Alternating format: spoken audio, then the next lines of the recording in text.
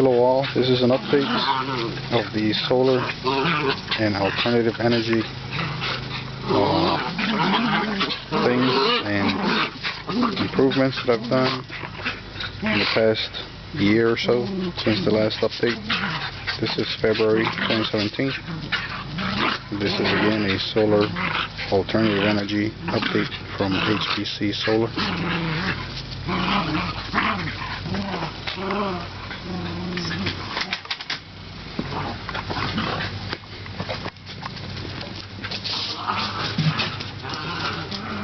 Just to show you around, this is where the water heater used to be, the tankless gas water heater.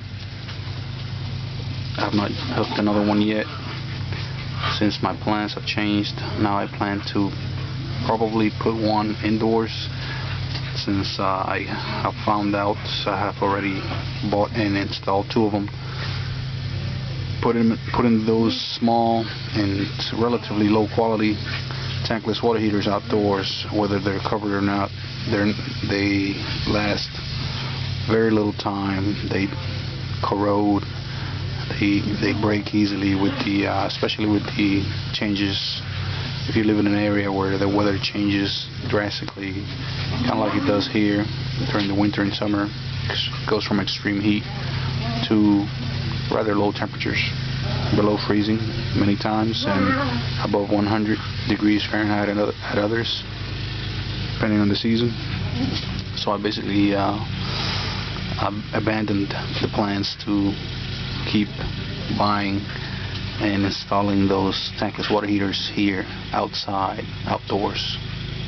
As you can see, it's a covered location. However, it does get wet with the moisture and cold and hot, so that has changed, and I'm gonna adjust accordingly. As you can see, I have enclosed the yard, for the most part, the inner part of the yard, for more or less privacy purposes, not so much security. There's where I used to have the couple of solar panels, but that's facing east. Didn't do much good, so I just went ahead and got rid of those. There's connections still. Went underground that way. Built a cover for this floored area, this padded area here. Since I do a lot of work, building things and other stuff, went ahead and built that cover. Took me about 3-4 weekends.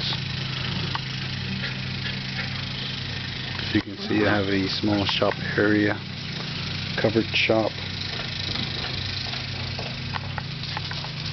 for building things and repairs as well. I've also built something of a shack or hut that is not quite done, as you can see. I still need to board it up, wall it in, and surface it, paint it, coat it, put a roof. There's the old solar array that has been modified, changed, reinforced several times. It's the last modification I did. I'll discuss that in a bit, but it was quite significant, and I'll tell you here shortly. There's the other section of the existing solar array.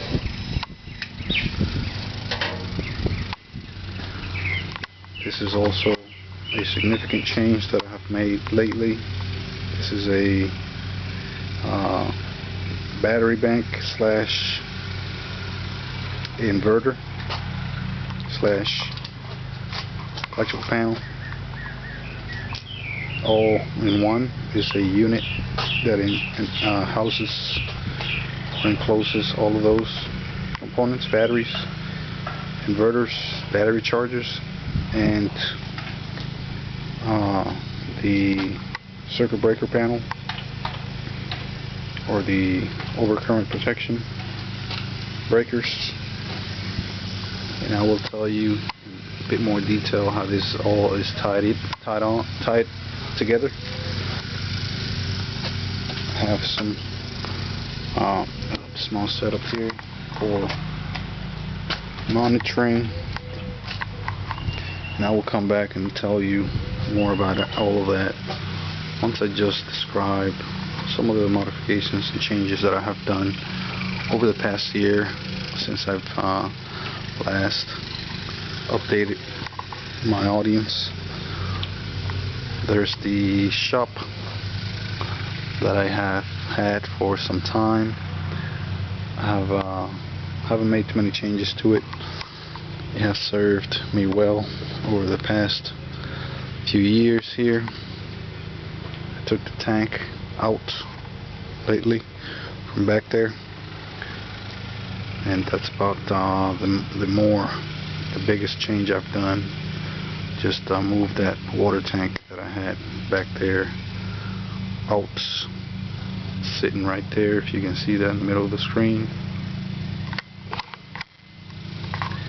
This right here is probably one of the older setups that I have. It used to be a 12 volt solar panel setup. Now it's made into a 24 volt setup.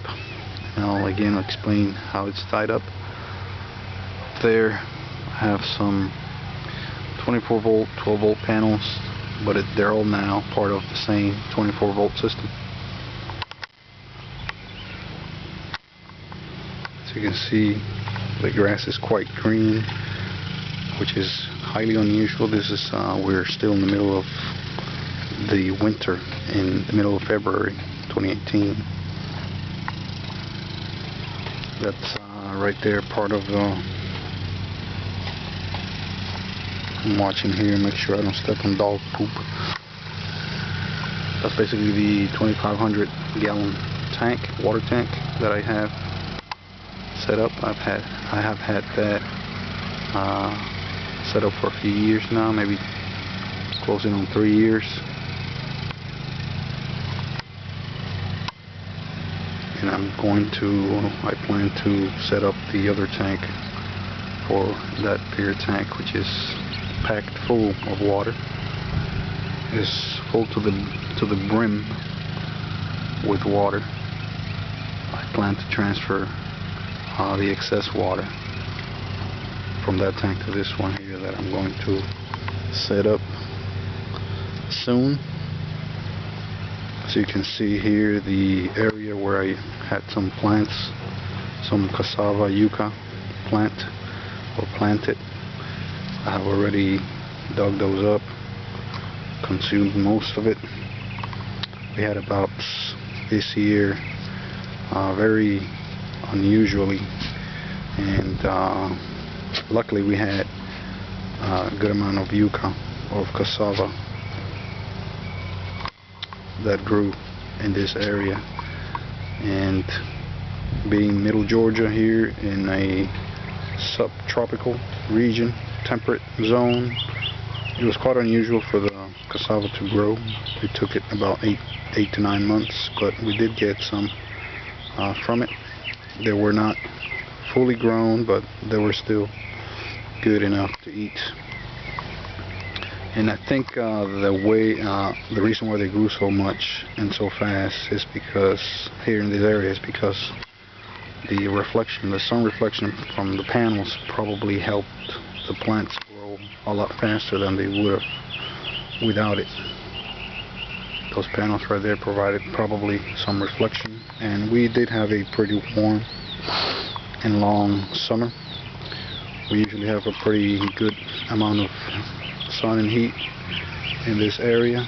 Last year was no exception, and a good mix of rain helped with the growth and the crop of yucca cassava. And right there you see a cable within a PVC conduit, and that was a cable that I had to replace not long ago because I kept planting.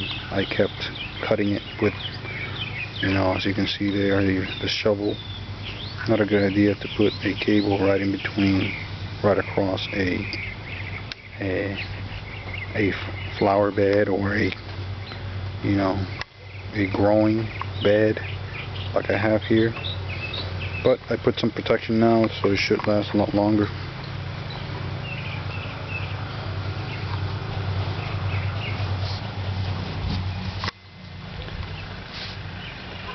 We have a new family member, Sparky, here. Since the last update, we have added that small dog to the family.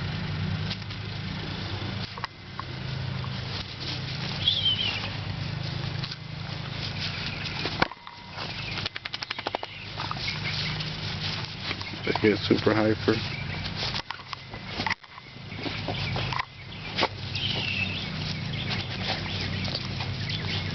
He gets super excited.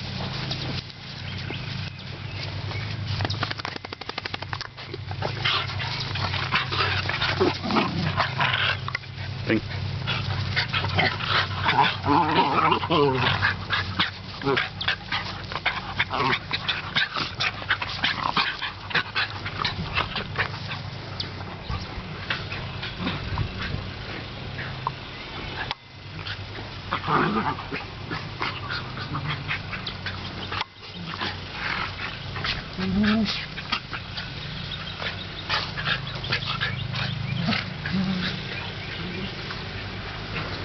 I made some changes back here. This, if you recall, this used to be a 12-volt battery bank down here. No batteries there. I threw away most of the older batteries that I used to have, if not all, from as early as 2009, 2010.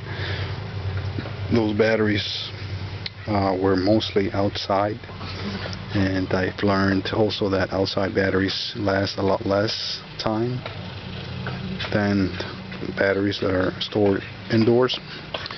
And those were mostly, again, outside, hot cold, and the extreme weather from this area basically shortened the life of those batteries. But I did use those batteries for about 5 years. Those were, for the most part, the 12-volt trolling or marine batteries, deep cycle. And I'll show you here if I get a chance. This is the older, one of the older installations for the on-grid or grid-tied system, solar. This Sunny Boy HF2000 has been running and feeding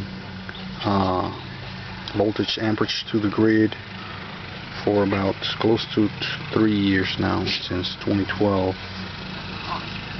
Probably longer than that. We are in 2018, but it's been running for a good solid 3.5 years, because it's been off. It's had its periods where it's been off. It's been on and off. It's been running for a solid 3.5 years out, I estimate, and it's still running. I have kept that larger array of, looks like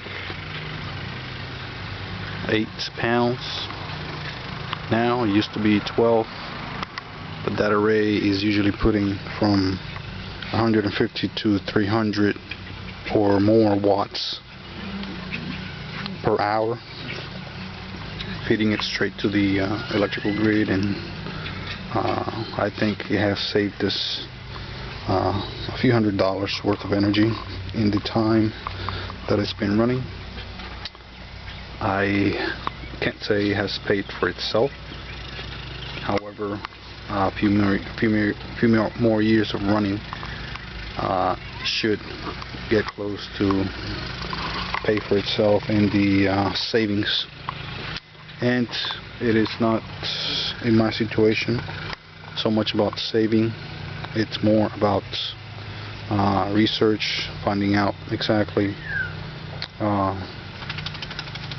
how much of a business argument solar is, how much money, how much energy you save. And this is also a smaller installation that it's probably not the most efficient. It has not been the most efficient, and again, it's not that many panels, but this right here could handle up to 2,000 watts.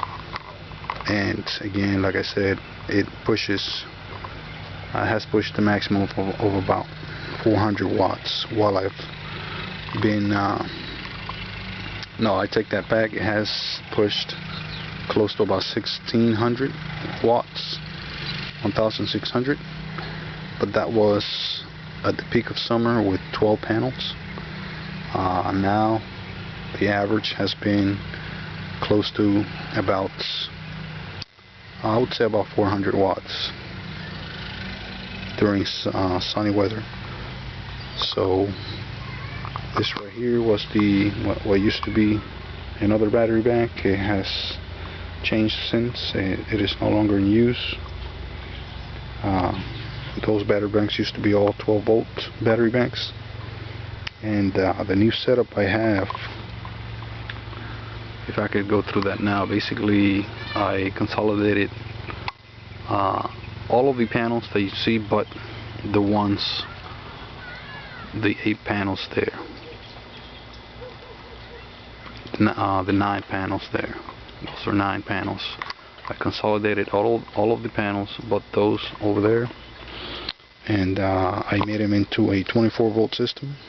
That right there is a 24-volt system with the 9 panels over there, and I did make the other panels all combined into another 24-volt system.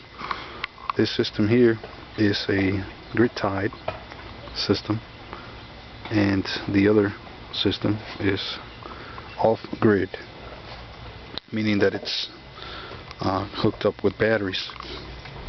So all of these panels are hooked up. These here, those over there, those over there are hooked up with this battery bank here, which is the 24-volt battery bank system, working with a 5,000 watt. To take that back, that is a 10,000 watt maximum, 5,000 watt average inverter. It is a low jack inverter that's 5,000 watt average, 10,000 maximum, and that is a pure sine wave 24-volt AC to DC, DC to AC inverter. And right now it's off because I've been trying to isolate a small issue with overcurrent. It's been probably charging more than it should, and it's giving me an alarm for overcurrent. Turn it on, get my inverter on LED, and this is the same, almost the same type of inverter as the one I put another video about not long ago. I basically published another video on YouTube about a inverter about this size that did not work from factory, and I ended up getting stuck with it because I did not use it or open it and test it right away. It took me about 6 months to test it for the first time. By that time I had some trouble trying to get the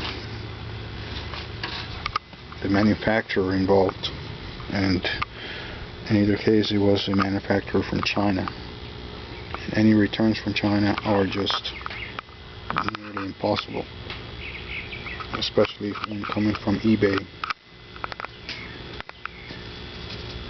That is a charge controller for one system of solar panels, and there's another charge controller for another system. I have it broken down into two arrays, two strengths, as they sometimes call it, and I have basically 240 volts, two-phase system here, or two-phase voltage going to the panel, electrical panel, which is grounded. Then I have 110 volts going to just a simple light here. So the 240 or 220 is going to the panel. Let me just turn this off for now for safety.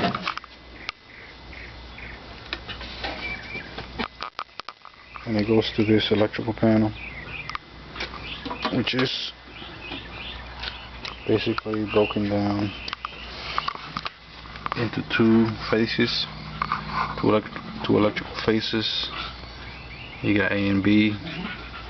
You got one breaker for a 15 amp circuit that goes to the house via that conduit.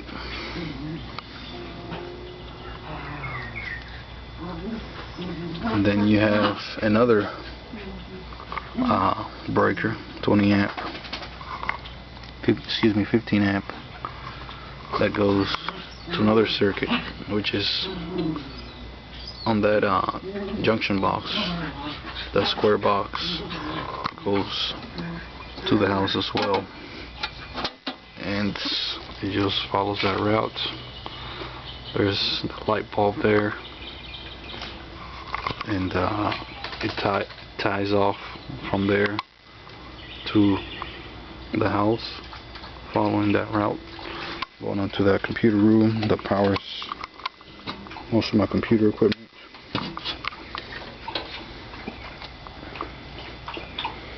Turn it on. This is basically a small setup that I did about over a year ago, a year and a half, 2 years ago, as a prototype. Talk about this battery bank. It was a prototype. It is a prototype for HPC, for a battery bank. And if I could just show you how the batteries are set up. It is again a 24 volt system that is set up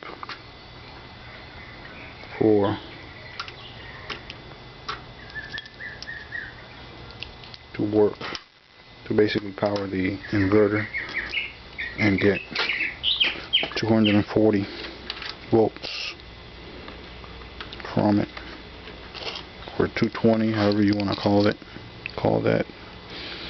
It is a no neutral 220, meaning that it just needs the two wires for the two legs plus the no neutral. Doesn't need a neutral. All it needs is a ground. So it's a delta configuration for the secondary of that transformer. So those are the batteries. It's a setup of 8 batteries, which is the equivalent of 4 batteries for 24 volts. They're paired, so there's 4 pairs. And those are about 100 to 120 amp hour batteries, deep cycle, trolling, wet cell.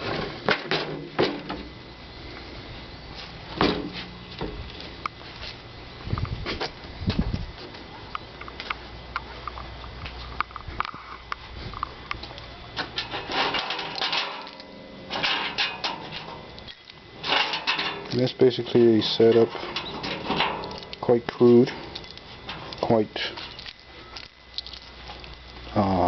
simple and Spartan, but nevertheless it works, and it has generated some energy over the years, enough to get close to offset its cost.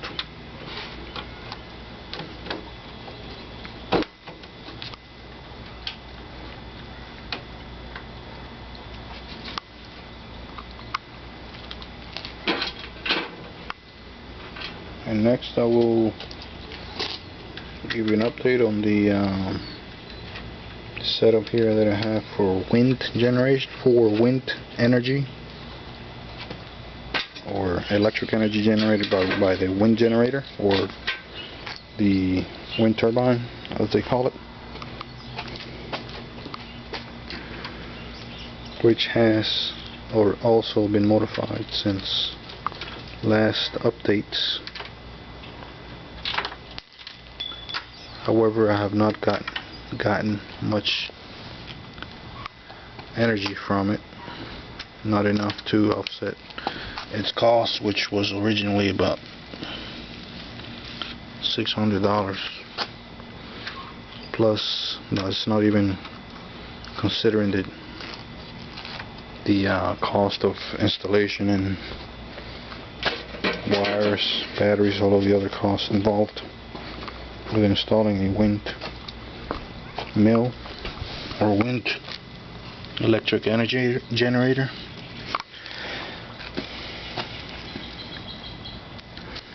And I will show you as soon as I'm done here putting this lid back on.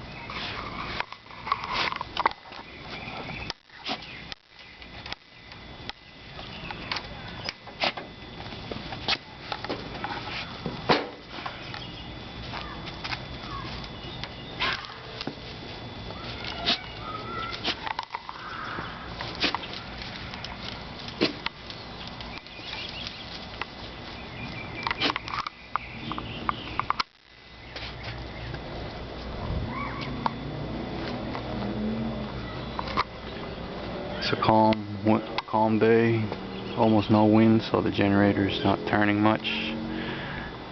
It has been a quite windy year on average. We had a pretty bad storm come through this last summer, so wind has been plentiful this last year since last update. And I will show you here a small setup that I have. This is basically coming from the wind generator up there. Wiring, that mast right there is from the generator. Wiring comes in. Those two cables right there, red and black, are from the generator. The generator's got its own charge controller, so it puts out DC, and it's right now charging that battery. That battery has kept full. It's it's an older battery, so I know it could have discharged if it wasn't for the generator. And if I can show you, as soon as I get this connected, I can show you the charge on the battery, which has been there for weeks. Enough time for it to have discharged on its own if left without charging. As you can see, it's got 14 volts. Sometimes registers as 15.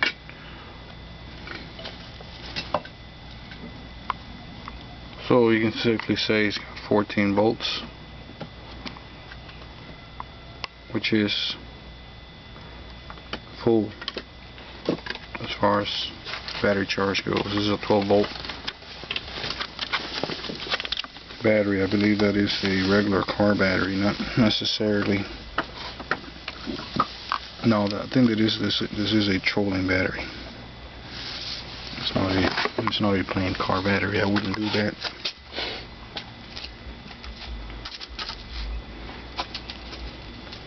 And that is all of it for now, as far as the updates for the alternative energy going on, the projects I have going on here in my test bed, my backyard. Thank you very much. Appreciate your interest, and do look forward to getting your attention next time, and do look for other videos from HBC Solar. Thank you.